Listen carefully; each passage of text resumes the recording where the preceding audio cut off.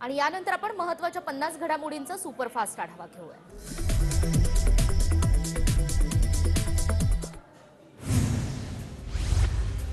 शिवसेना पळवणाऱ्यांचा वध केल्याशिवाय राहणार नाही, उद्धव ठाकरेंचा गद्दारांना इशारा।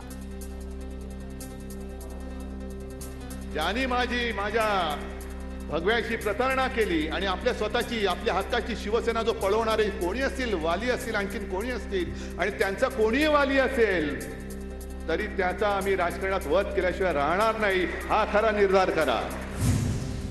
शिवसेना माझीच, मला वडिलोपार्जित मिळाली, हिम्मत असेल तर मैदानात या, उद्धव ठाकरेंचं आव्हान। सिलेक्टिव्ह कारवाया होत आहेत, साळवी राऊत तुम्हाला अचानक भ्रष्टाचारी वाटायला लागले, तुमच्याही चौकशा लावणार, तुम्हालाही तुरुंगात टाकणार, उद्धव ठाकरेंचा इशारा। शिवसेना नसती तर काल अयोध्येत प्राणप्रतिष्ठा झाली नसती, शिवसेनेच्या वाघांमध्ये धैर्य होतं म्हणून बाबरी पाडली, नाशकातील ठाकरे गटाच्या अधिवेशनातून संजय राऊतांचा हल्ला। श्रीरामाचा संयम तोच उद्धव ठाकरेंचा संयम, उद्धव ठाकरे फक्त संधीची वाट पाहताय, आमची सुद्धा वेळ येईल, संजय राऊतांकडून उद्धव ठाकरेंचा संयम योद्धा असा उल्लेख। दिल्लीमध्ये आणि महाराष्ट्रातही रावणशाहीसमोर कधीच झुकणार नाही, आमचं राज्य हिसकावलं, आम्ही त्यावर भगवा झेंडा फडकवू, संजय राऊतांचा केंद्रासह राज्य सरकारवर निशाणा।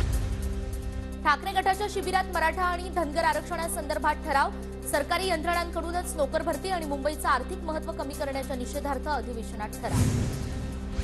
भगवं वस्त्र घालून काल एक बहुरूपी नाशिकमध्ये फिरत होता, चायनीज आणि डुप्लिकेट हिंदुत्ववादी मॉडेल काल बघायला मिळालं, नितेश राणेंची उद्धव ठाकरेंवर टीका। आजचं नाशिकमधील अधिवेशन म्हणजे उबाटाच्या बचत गटाची छोटीशी श्रद्धांजली सभा, नितेश राणेंची ठाकरे गटाच्या अधिवेशनावर टीका। उद्धव ठाकरे नाशिक दौऱ्यावर, सायंकाळी 6 वाजता हुतात्मा अनंत कान्हेरे मैदानावर ठाकरेंची जाहीर सभा। जरांगे पाटलांच्या पायी मोर्चाचा आजचा 4था दिवस, पुण्याच्या भीमा कोरेगावमध्ये दुपारचं जेवण तर चंदननगरमध्ये मुक्काम असणार। पुण्याच्या रांजणगावमध्ये मनोज जरांगे पाटलांचं जोरदार स्वागत, रांजणगावात जरांगेंच्या स्वागताला मराठा समाज एकवटला। सरकारने छातीवर गोळ्या घातल्या तरी मागे हटणार नाही, जरांगे पाटलांचा निर्धार, सरकार आरक्षण कसं देत नाही ते आपण बघू, जरांगे पाटलांचा सरकारला इशारा। मराठा आरक्षणाची मागणी मान्य झाली पाहिजे, इतरांच्या ताटातलं काढून न घेता सरकारनं मराठा आरक्षण द्यावं, संजय राऊतांची प्रतिक्रिया।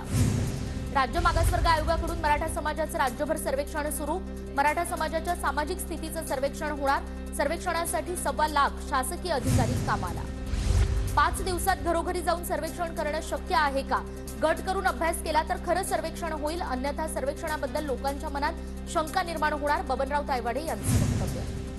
किशोरी पेडणेकरांना कथित बॉडीबॅग घोटाळा प्रकरणात 14 फेब्रुवारीपर्यंत मुंबई हायकोर्टाचा दिलासा, 14 तारखेपर्यंत कोणतीही सक्तीची कारवाई न करण्याचे आदेश। रवींद्र वायकर आज ईडी चौकशीला हजर राहण्याची शक्यता कमी, वायकरांनी पुन्हा ईडीकडे वेळ वाढवून मागितल्याची माहिती।